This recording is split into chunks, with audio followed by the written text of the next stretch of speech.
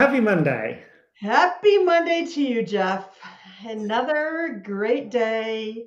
Lots of smiling, Yes, laughing, but we're here. we are. We are here to talk about who's driving our bus. And I know that you got to do some bus riding this year when you were going to the lacrosse games with your son's team. Tell Yep, us, because you were a coach, not because you had a son on the team. Let's get clear on that.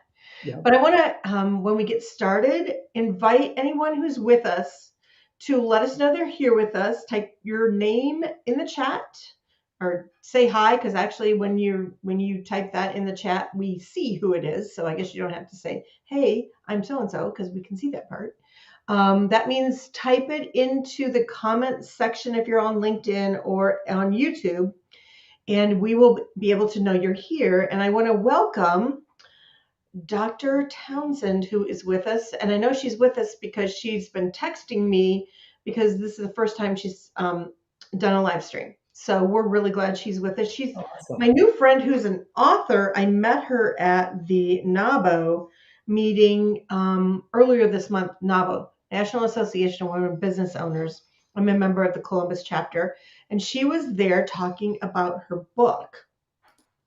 And she's really actually going to be somebody who can speak to our topic next week, which is margin is for sissies, not. I can't wait to talk about that one. That's going to be really fun because that's some of my big pet peeves in life. But nonetheless, today we're not talking about margin. We're talking about who is driving your bus, you or your emotions. So, Jeff, all of us have emotions.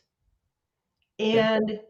And the trick is to recognize that, acknowledge that, and know how to regulate them and use them for what they are, which is an indicator.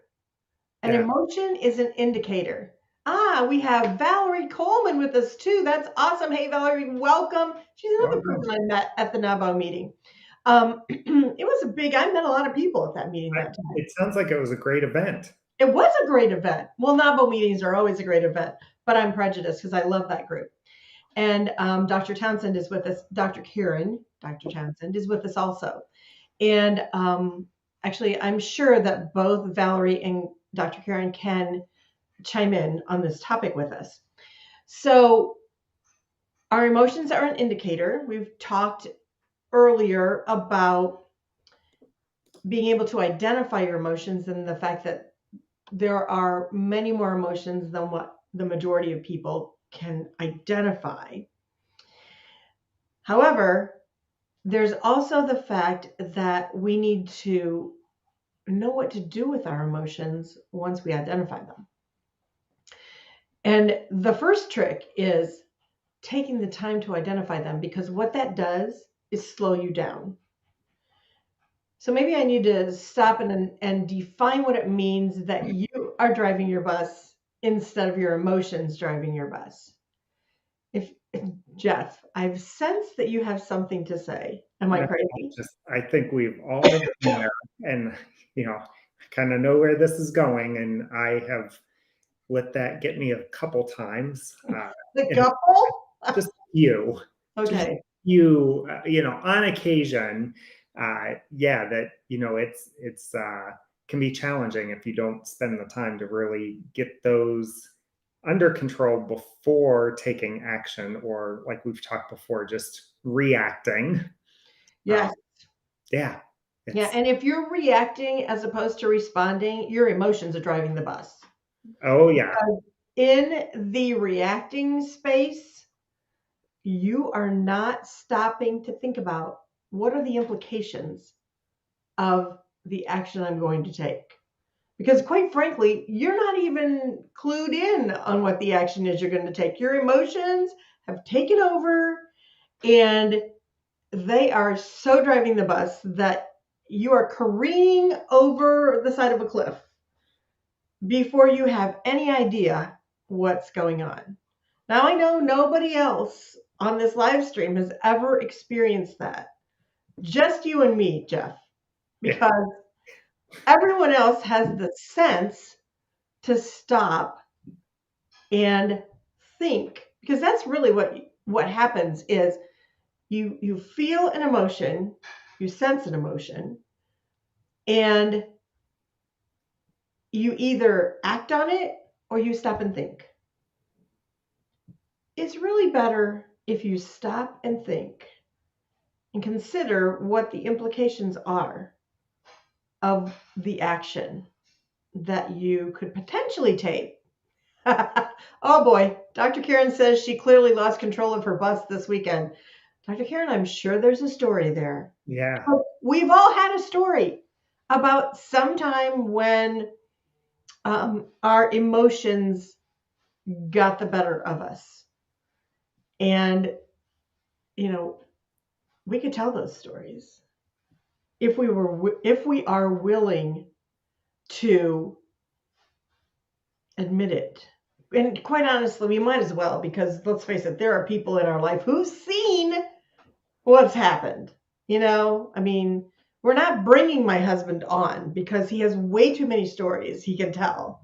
Nor are we bringing my kids on because they could tell stories also. So, Yeah. with the grandchildren, it's a little better, but there are moments when Nana loses it. Just rare. Hardly ever happens, though, in any of those situations, right? It's just the Sure. one time. That's what everyone remembers. Yeah. And Valerie makes a really good point. I try to stop and think, but I need to address some triggers. That's a really good point, because if that trigger happens, it's really easy for the bus to go over the cliff with your emotions in control. And not only are they in control, but they are flooring the gas pedal. There is no braking going on whatsoever. It's over the cliff. Yep. I'm sure that everybody can understand that and has been there. So, what do we do? How do we recognize that responding is a choice? We always have the choice to respond instead of react.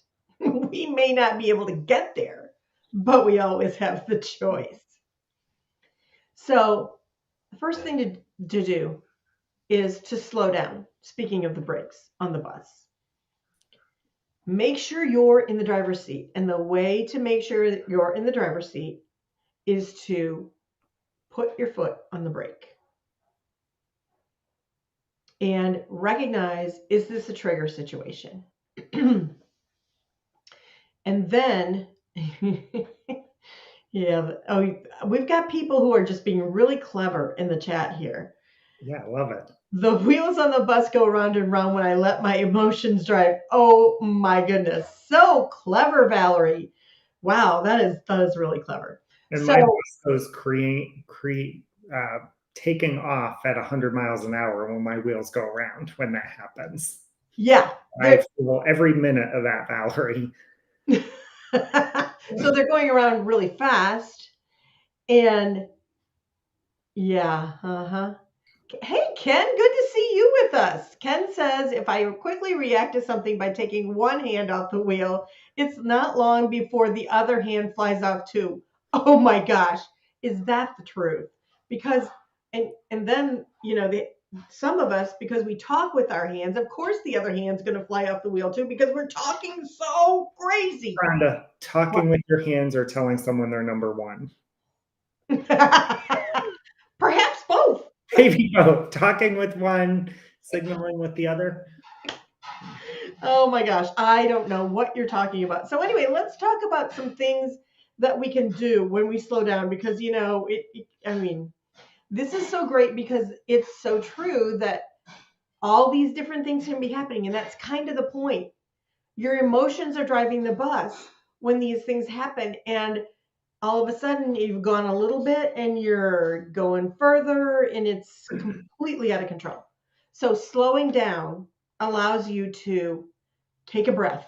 And I mean literally take a breath, a slow breath, not hyperventilating breath, slow breathing. There's a reason why when someone starts talking to you that knows the somatic part, the physical part of this whole thing, that they say, okay, slow breath. Take 3 deep breaths. How many people have you heard, take 3 deep breaths? Because it slows you down. It gets more oxygen to your brain. So, Excuse a me. little bit of a marriage advice for all the guys out there. Don't tell your significant other to take a deep breath because it usually doesn't turn out well. So, this is more for you today, not your spouse or significant other. Not that I speak from experience. I don't know anything about what you're talking about, Jeff. Yeah, we should have Mark come on. We could have a, No. a chat. Does that work? Remember when I said that Mark is not going to be on here today? Yeah. Remember, I did say that. Remember? Yeah. Yes, you There's did. a reason for that. Yeah, I get to tell stories on myself. He does not get to tell stories on me. fair. Okay, thank you. So the next thing is to recognize that we need space between stimulus and response. That space between is where we're getting back in the driver's seat. It's where we're making sure that we are making the decision ourselves. We are taking the time to be able to think. And then knowing the techniques that work for you to dissipate the emotional overload, because that's what's going on. Valerie talked a little bit earlier, excuse me, about addressing triggers. And that's really important to know what your triggers are. If the plan goes astray with the grandkids being here, there are times when that's a trigger for me. Because if they said they wanted to do something, then let's do it. I spent some time getting ready for it. Let's do it. So that can be a trigger. Mean Nana that I am. But then again, there are other times when we just go with flow. So it all depends. We've talked about breathing, but there are different kinds of breathing you can do. Now, anybody who's on this call who did Lamaze breathing because they were getting ready to have a baby, whether they were the wife or the husband, because in our household, when we were having babies, my husband had to learn those things too, because you can't coach somebody if you don't know how to do it yourself. There are stories about that, but we're not going to tell them now. I'm not going to go into those. That's a whole No. other segment. Yeah, that's a whole other segment. A friend of mine knew that I was going to go into a really intense conversation. It was going to be very difficult. And he taught me a breathing technique I'd never learned before. And there's a name for it, but I can't tell you what it is. But it's taking a deep breath, breathing in and filling up your lungs, and then breathing again. So you're super filling your lungs, because that's putting so much oxygen in, so much additional oxygen in your body, that it's going to get even more oxygen to your brain, which helps you think more clearly. So, that's just the same little thing. Yeah. See, Valerie, we can all relate to some of these things with grandchildren and people doing things that aren't, yeah. Anyway, but we're not going to go down that road right now. But I feel you, Valerie. Exercise is a great technique to use. Now, you could take a 20-minute walk, but sometimes we don't have time for a 20-minute walk. And to even get up and walk around your office, or do a circle around, if you're in an office building. I mean, who is anymore? But if you're in an office building, to get up and do a circle around your floor of the building, to just move your body so you get out of that stuck in your head thing. Yeah. That's very helpful. Phone a friend. You always got to have your phone a friend thing, because then, and be smart in who the friend is that you're choosing, because you want a friend who's going to talk you off the wall, not a friend who's going to go, I can't believe that. That's not helpful. It's not helpful in that moment. Not that there aren't times when you need that friend that they commiserate with you, but be wise in which one at what time. Play calming music. This is probably not the time for We Are the Champions. I'm just saying. Yeah, probably not the time for that at all. No. And another thing is to empower yourself to call a timeout. Our VA, Ashley, told us the story when we were doing the content creation for this month, when we were doing our interview. And she was telling me that her parents, even as she was growing up, and I love this because I never saw this when I was growing up, nor did I have this skill in my toolbox when my children were growing up. I really wish I would have had it. But her parents, if there was an incident, let's phrase it that way. So here, Jeff, you can, put this in your toolbox for you guys to use with your children. If there was an incident that her parents needed to address, so say she had done something that was not wise, basically she misbehaved in some way, shape, or form, and they were having the come to Jesus moment about what had happened, instead of the parents just going crazy on it. I mean, I don't know about anybody else, but I did that with my kids more than once. What do you mean you did that? They would say, okay, we definitely need to talk about this, but we need 10 minutes to calm down before we can have this conversation with you. I never saw such a thing modeled for me, but it's great. I'm not saying I had bad parents. I did not. I did not have bad parents. Just a different tool. Yeah, but this tool, wow, what a difference that would make. What a difference that would have made for me as a mom with some of the things where I would, dealing with my son in his room. Wow. That could have been really different if I would have been able to step back through that technique. So know what those techniques are. And if you, as the leader in your organization, have a situation that happens and you have to address it, make that decision. I need 10 minutes, or give me till tomorrow morning and we will address what happened. And then you got to make sure you follow through on that situation. But that space helps you to think more clearly about what's the smart way, the best way to deal with this. Yeah.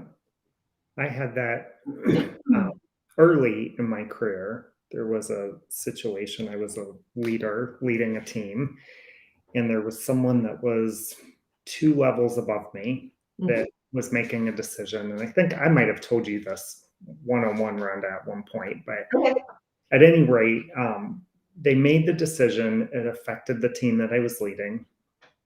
I got behind it. I communicated it to the team. Next day, they reversed the decision, and these all impacted people that had worked for me with childcare needs and just a number of things, right? Oh, yeah. The third time that this happened, that we were back to the original decision, and this leader came to tell me, I told them that they could not find their way out of a brown paper bag without dying of suffocation. Oh, dear God. And that they couldn't make a damn decision to save their life. Just in the moment, right? Because it was like, in the moment, it was, now I've got to go back to the team that I'm leading. My credibility is not great now because this is now the third change to something that you've been told that affects your childcare, all these ripple things outside of just work. And I went and told on myself as soon as I did it to the boss that I worked for, because I knew my boss was going to get a call, and I knew that I didn't give myself the space. I didn't breathe. It was just short trip from here to here. This is what's on my mind, and I'm going to let you know. And was probably the best career advice I ever got. So the executive that I worked for, I went and told him myself, while I was in there, the other leader was calling her office. And I was like, do you need me to step out? And she's like, no, you can sit here. She answers the phone, and I only hear her side of the conversation. And she says, yes, I agree. It wasn't handled well. Yeah, I agree. I'll discuss it and handle that. But let me provide some feedback to you around the decisioning. While I completely, agree it was not handled well, I can see the frustration from Jeff's side because these were the impacts on his team. And he's got young parents that work for him. There's childcare there's all these other things besides the business, the decision that was made from a business perspective. And my boss hung up the phone and she said, you know what? I'm going to give you some really wise career advice. Have you ever heard the song The Gambler by Kenny Rogers? And I said, I have. She goes, you need to learn when to hold them, when to fold them, and when to just walk away. And this would have been a situation just to walk away from, at least initially. Mm-hmm. And it stuck with me. That was a long, long time ago. And, that know when to hold them, know when to fold them, know when to walk away is kind of my mantra. There's sometimes that things do need to be said in the moment. You don't have the luxury of taking space or saying I need 10 minutes or whatnot, but if you can at least get that breath in the moment to say, I am going to say what needs to be said, but maybe I'm going to change the way so that my response, I'm still saying what needs to be said, but it's not an emotional lashing out. Like you can't make a decision to save yourself from suffocating in a brown paper bag. Yeah, that probably wasn't a good way to phrase it. It wasn't a good one, right? It could have been, I mean, it's funnier than heck, but it is not a good thing to say to somebody 2 levels above you. No. It was, I can laugh about it now. In the moment, I was like, after it came out of my mouth, I was like, I cannot believe I just said that. I'm likely to get fired on the spot for this. I didn't. Thank goodness. A good lesson learned, but I think, just knowing, for me, it's having that song in the back of my head when I can feel that I'm getting ready to say something. It's like, okay, so it's the time to hold it, fold it, or just walk away or double down because it's something that I really am passionate about. And we're heading down we're making a decision that's going to take us off a cliff that, I can't allow that to happen. And that's a really interesting point because there are times when you need to stand up and say, hey, we're going over a cliff. Yeah. But if you're saying, hey, we're going over a cliff because you have been intentional and responsive as opposed to, oh my God, we're going over the cliff. That's a huge difference. Yeah. Right? It is. Yeah. And so what we've been talking about is pretty much what do you do in the moment? How do we make sure that in the moment we are driving our bus as opposed to our emotions driving the bus? But there are some things that we can do to immunize ourselves against what I'm calling emotional hijacking, which is the emotions driving the bus instead of you driving the bus. Telling somebody that they can't find their way out. How did you say that about the paper bag? Yeah, that you would suffocate trying to find your way out of a brown paper bag. I mean, that takes it to the next level, Jeff. It just does. Yeah, sometimes it's a short trip for me. Well, but I really don't see that happening with you now. I mean, I'm sure that we all have done things earlier in our careers that we wouldn't do today. That's part of the benefit of a level of maturity. Yeah. It doesn't mean we can't have fun. It just means that sometimes we know from a maturity perspective, okay, don't do that thing. Yeah. And then even now, sometimes it's still, I think we all have that on occasion. I use that example because it was a while ago and not a bunch of people will know that. I've done some other things over the past couple years a lot of people might know about or have heard about, but it's one of those things that we all do those, and Hmm. what, I won't redo them because I learned something from every one of them.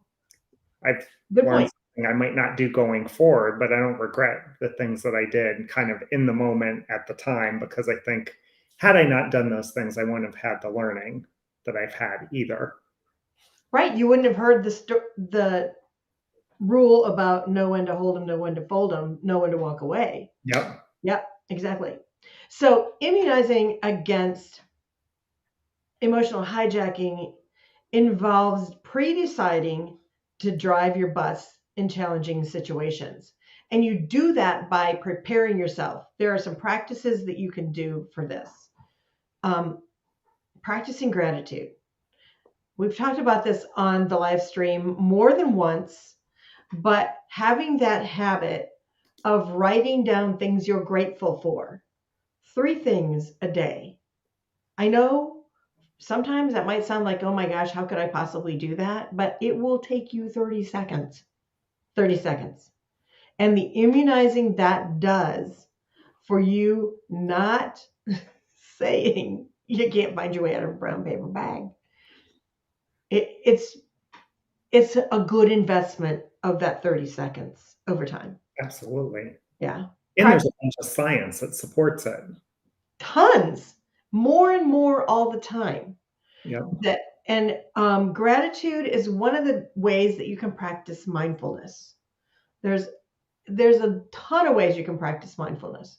Walking, prayer, meditation, all these things, spending time ahead of time, and it doesn't have to be large amounts of time. You do not have to go, do yoga for 2 hours a day in order to stay grounded so that you are driving your bus and you can experience the emotions. Experiencing your emotions is not a bad thing.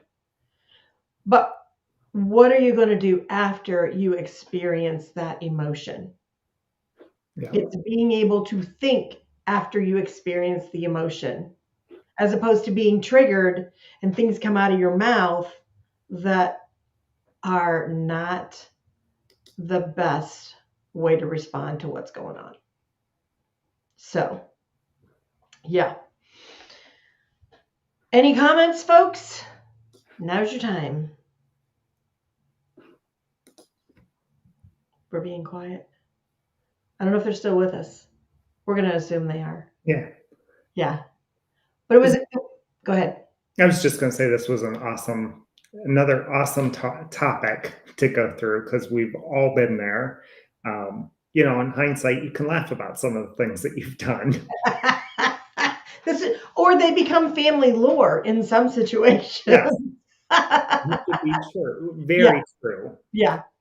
Family lore, lore between those people that you've worked with for years and years and years, and they know the stories that, it's just always an interesting thing from that standpoint to have those. But the beauty is to have those people in your life that know you and have walked through those things with you and still are connected to you, and they've seen you grow. That's a beautiful thing. It is. That's a really beautiful thing. So next week, Jeff, I am really looking forward to our conversation that margin is for sissies, not. Yep. I love this title, especially when you texted it to me on autocorrect, had made some changes, and I'm like, huh, yeah. I know, I don't remember what it changed it to, but that was pretty funny. Yeah, I was like, I don't know what this is, but okay. I think it changed it to something asking me if I heard it. Changed something in the text of the name of a very popular person. We won't say who it is, and something about this person is a sissy.